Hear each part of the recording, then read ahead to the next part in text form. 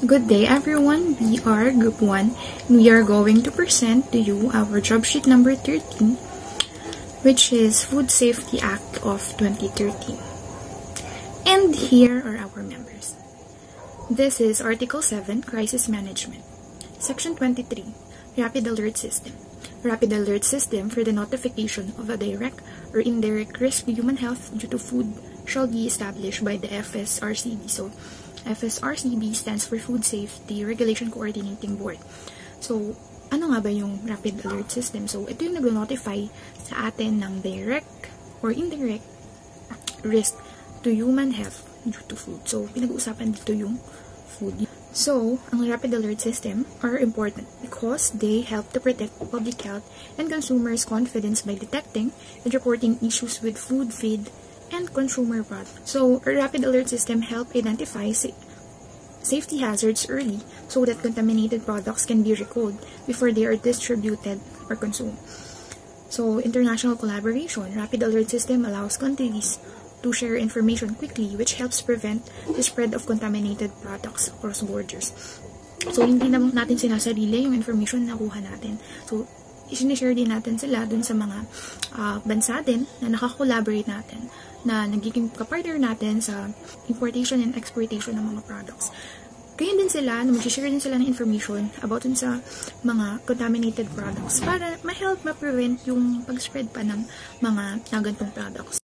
Section 24. Emergency measures. Where it is evident that food originating from within the country or imported from another country is likely to constitute serious risk to human health, the board, in coordination with the FSRAs, or Financial Services Regulatory Authority of the Department of Health and the Department of Agriculture, shall immediately adopt one or more of the following measures, depending on the gravity of situation. So, sa emergency measures naman, kung alam na natin kung saan nanggaling yung mga contaminated food, if it's within the country or outside of the country, we know it constitutes a serious risk to human health.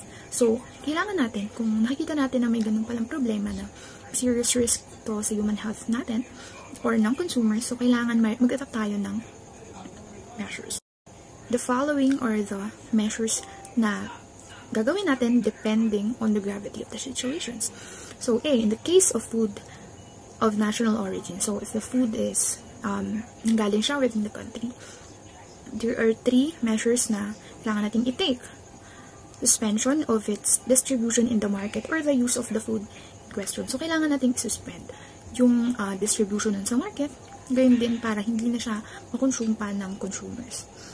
So, food products should be suspended if they are not safe to consume because unsafe food can cause serious illness or even death. So, alam natin na foodborne illness, diba? Siyempre, nanggagaling siya dun sa mga contaminated na food. So, kung alam natin contaminated na food, dapat hindi na natin siya ma-distribute kasi hindi naman alam ng lahat if contaminated or not yung mga kakainin nila. So, yun. Kailangan, before pa nila ma-consume, before pa nila mabilis, masuspend na, ma-recall na lahat ng products nila. Number 2, laying down special conditions for the food in question. So, laying down means establishing specific requirements or stipulation that must be met in order to proceed with an agreement. So, kailangan meron munang mga special conditions na ibibigay if ipapagpatuloy pa ba yung distribution ng said products. So, number 3, any other appropriate interim measures.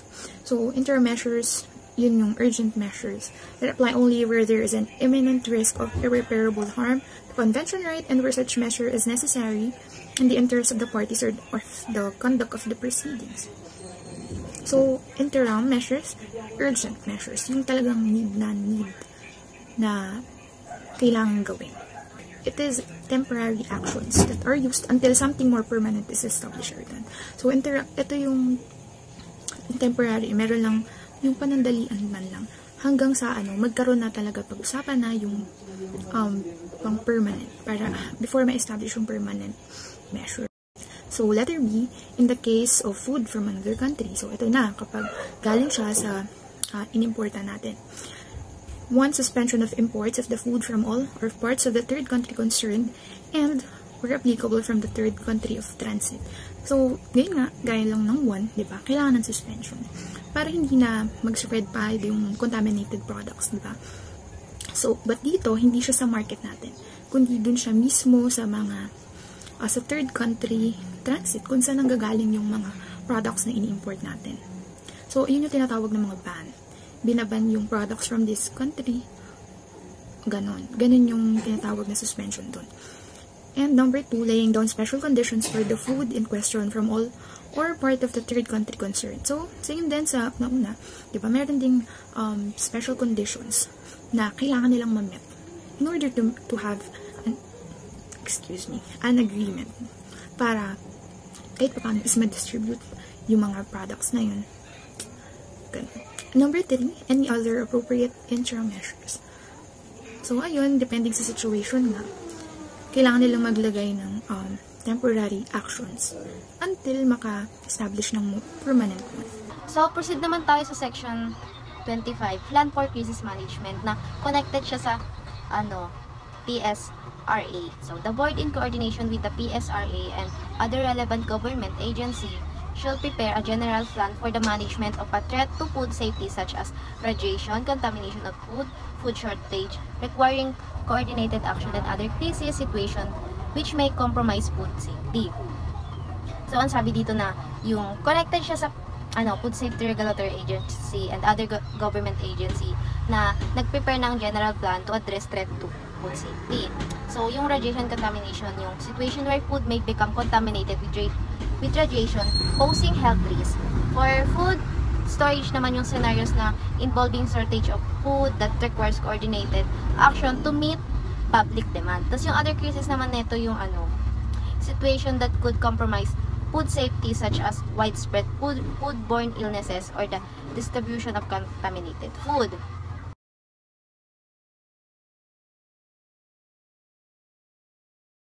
Naman tayo sa Section 8, Implementation of Food Safety Regulation. Section 26, Policy on Official Control. Official controls are established to verify compliance with food laws and regulation and shall be prepared by each agency. So, sabi dito sa section na to, na dapat yung official control, na dapat, yung system or dapat na may measure siya created by government agency to ensure that food businesses comply with food laws and regulation. Kada agency kasi dapat, responsibility nila yung pag-prepare at pag-implement ng compliance and maintain food safety. Example dito yung inspection of food established by government agency, tulad ng the Food and Drug Administration. Inspectors check if restaurant or factories, supermarkets comply with hygiene standards, proper food labeling and others.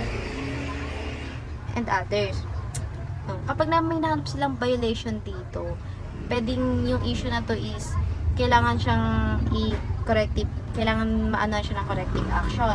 Tapos dapat pwede rin siyang masuspend kasi kailangan ng operation to ensure public health is protected. So, proceed naman tayo dito sa following shall govern the exercise of official controls. 4A is official controls shall be implemented by way of regulation prepared by the PSRA in accordance with the principle established in this act. So, sabi dito na dapat yung official controls is makarry out nila yung regulation na created by food safety regulatory agencies na dapat nasusunod yung principle and guidelines to set forth in the act to ensure proper implementation and enforcement of food safety standards. For letter B, the frequency of official controls shall be proportionate to the severity and likelihood of occurrence of the food safety risk being controlled. So, sabi dito na dapat yung frequency of official controls will depend on how severe and likely the food safety risks are. Ito kasi yung meron kasi siyang high risk situation na kailangan ng nagre-require siya ng more frequent inspection, while lower risk cases will need less frequent monitoring. So, for letter C, official control shall be based on appropriate techniques implemented by an adequate number of suitably qualified and experienced personnel and with adequate funds, facilities, and equipment. So, dapat dito na effective dapat yung methods na maki-carry out by a sufficient number of qualified and experienced staff. Additionally na lang dito yung dapat meron silang enough na fund, tapos proper facility and equipment para ma-ensure nila yung control, para dito nila ma-ensure yung efficiently and accurately conducted controls. So, proceed naman tayo sa the regulatory agency or body performing official control shall meet operational criteria and procedure established by the agencies to ensure impartiality and effectiveness.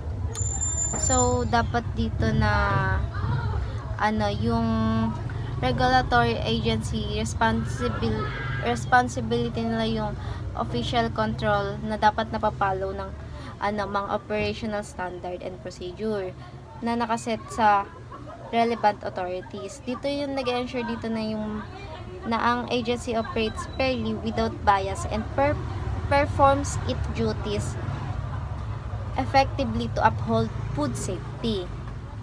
For letter E, any personnel of PSRA, such as but not limited to food inspector, shall perform official controls at the highest level of competence and integrity, ever mindful of conflict of interest situation. So, dapat dito yung PSRA personnel, such as food inspectors, must carry out their duties with the high level of skills, professionalism, and honesty.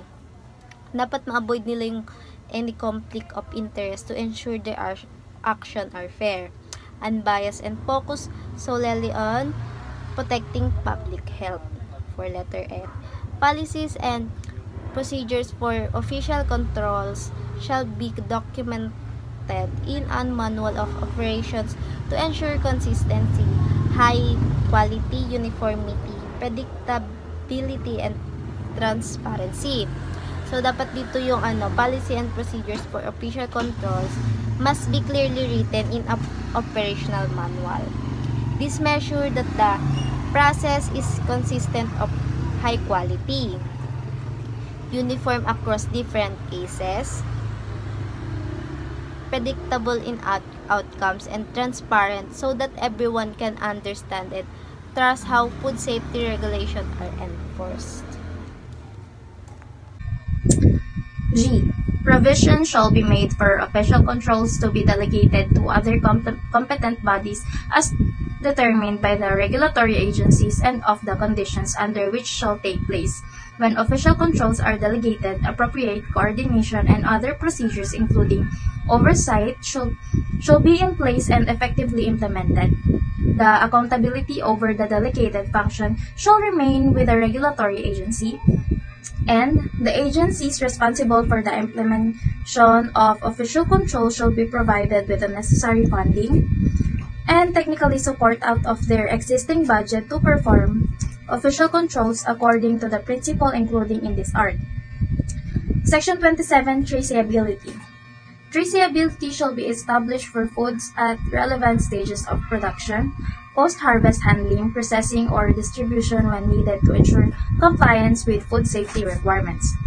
The rule on traceability should also cover production inputs such as feeds, food, additives, ingredients, packaging, materials, and other substances expected to be incorporated into food or food product. To ensure traceability, food business operators are required to A. Be able to identify any person or company from whom they have been supplied with. Number 1, food. Number 2, producing animal. Number 3, production chemicals as pesticides and drugs. And number 4, production post-harvest handling and processing inputs such as feeds, food additives, food ingredients, packaging, materials, or any substance expected to be incorporated into food and food product. Letter B, establish and implement system and procedures which allows the above information to be available to the regulatory authorities on demand. And letter C, establish system and procedures to identify the other business to which their products have been supplied. This information shall be made available to the regulatory authorities upon demand. Section 28. licensing, registration of establishment.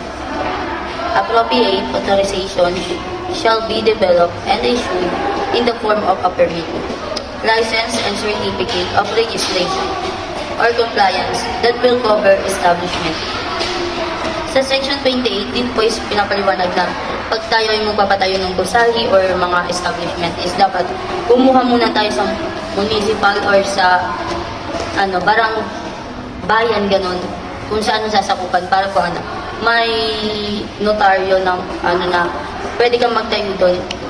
Yun. Section 29, Inspection of Food Business Operators.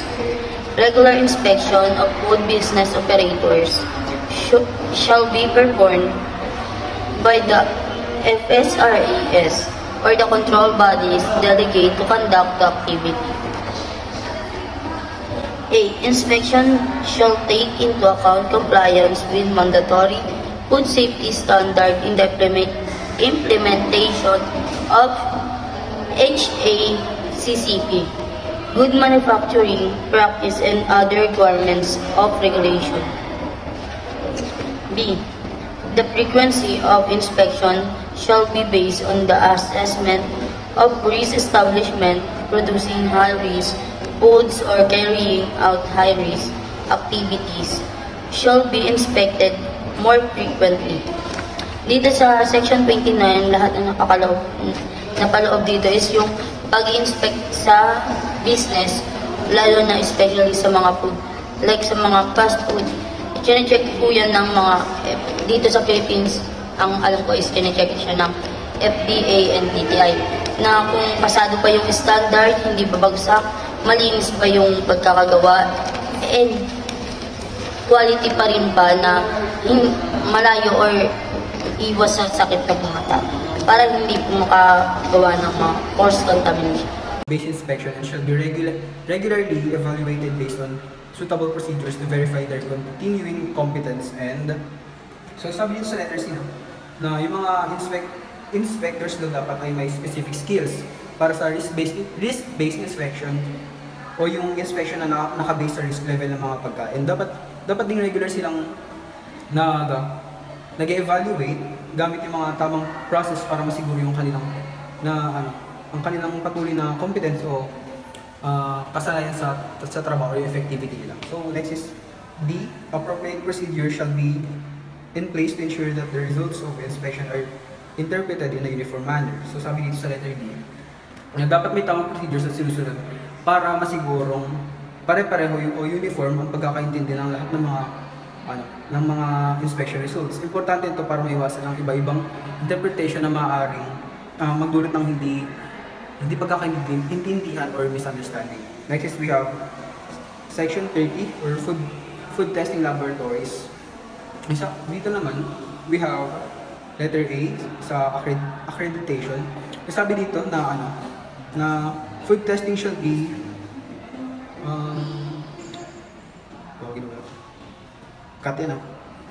food testing shall be carried out by laboratories accredited in accordance with international standards.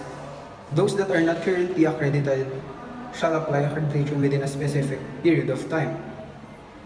So next dito na, ang food testing daw dapat ay ginagawa ng mga laboratory na may accreditation ayon sa international standard. Kasi kung yung mga laboratory natin ay hindi naman legit, maaari siyang magbigay sa atin ng malagay tayo yung health natin sa hindi magandang pangyayari. So, continue this.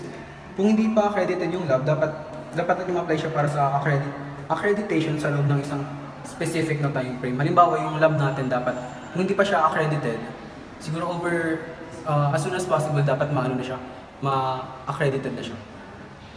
So next we have B. Testing shall be carried out using the international approved procedures or method of analysis that have been validated.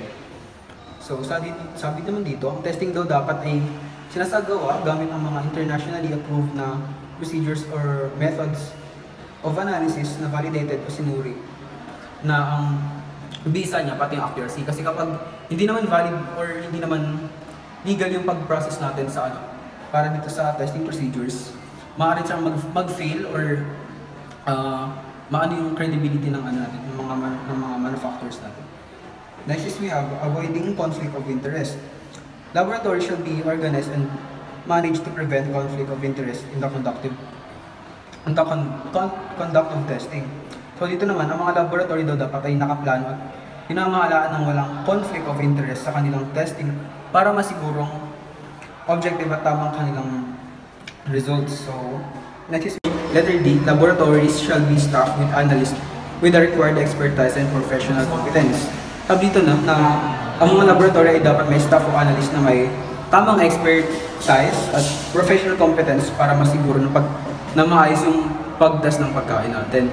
So last is we have letter E, or FSRAs may recognize private testing laboratories accredited by the Philippine Accreditation Office or PAO or PAO of the DTI to support their testing needs. So lastly, we have here na sabi doon, maaaring kilalanin ng mga FSRAs or yung Food Safety Regulatory Agencies ang mga private testing laboratories na accredited ng Philippines, like a Philippine Accreditation Office or PAO or yung PAO nga ng DTI para mas matugunan ng kanilang mga testing needs. Moving on, dito naman tayo sa Section 9, Training and Consumers Education. So, Section 31, Training. Skills training and other instructional educational activities shall be regularly provided to food business operators, food handlers, and to government personnel. So, sa Section 31, ito yung naglalaman naman kailangan natin ng training para sa mga industry, pagkain, upang matiyak na sapat ng kaalaman natin sa para mapanatili natin yung food safety at standards. May mga may mga sub-points yan katulad ng food business operators, na yung mga maliliit na business na negosyo. Siyempre, kailangan nila sundin yung HACCP natin, di ba? HACCP lang. Tapos, kailangan din sundin nila yung mga yung mga good practices codes. Dapat familiar sila sa mga technology na ginagamit nila, sa kitchen, gano'n. Pangalawa naman sa food handlers natin, sa mga business, kailangan sumailalim sila sa mandatory training, such as food safety, gano'n. Kumbaga, yung knowledge ng mga food handlers natin, dapat sila yung angat kasi kumbaga sila yung unang humahandle ng foods natin sila yung gumagawa. Tapos pati naman yung mga government personnel, responsible kailangan maturuan tungkol sa scientific principles, sa mga food safety laws at kung paano magsagawa ng tamang food inspection. Sa food inspection sila yung mga sa government personnel na. Next is Section 32, Consumers Education. A Consumers Education program shall be developed by DA, the DOH, and the LGUs in partnership with the Department of Education, the implementation of which shall be carried out by the latter. Tinutukoy dito yung pangangailangan ng isang consumer ng education program na layunin taasan ng kaalaman natin sa tungkol sa food safety at healthy eating practices. Yung mga program na tayo dinedevelop na pangunahing ahensya natin katulad ng Department of Agriculture, DA, Department of Health, DOH, yung mga local government units katulad ng LGU. At syempre makipagtulungan din yung Department of Education natin sa pag-implement na ito na ang DA, DOH, LGU, mangunguna sila sa pag-develop ng program. Ngunit yung DepEd naman, mangunguna sila sa implementation, kumbaga, na malamang ang education institution, layunin ito program, yung DepEd sila, to educate, gano'n. Gano'n yung layunin ng DepEd kumpara sa DA, DOH at LGU. Sa Section 33 naman, funding. Funds shall be provided for the development of the and implementation of training consumers education programs. So, sa Section 33, tinutukoy din pangangailangan ng funds natin para sa suportahan ng pag-develop ng pagpapatupad ng training program para sa mga natin, stakeholders, tsaka sa food industry. Tulad ng mga food business, tsaka food business, tsaka operators and handlers. Ganun. At yung mga consumer education initiatives sa mga pondo na ilalaan upang matiyak ang sapat na resources, materials at mga activities na makakatulong sa epektibong pagturo. Ganun, katulad ng pag-training, mga individuals na kasali sa food safety at nutrition. Sinisigurado na natin yung sustainability natin, success, mga efforts na nilalaan sa food safety at mga kumpanya na nagpapataas ng awareness sa mga consumers.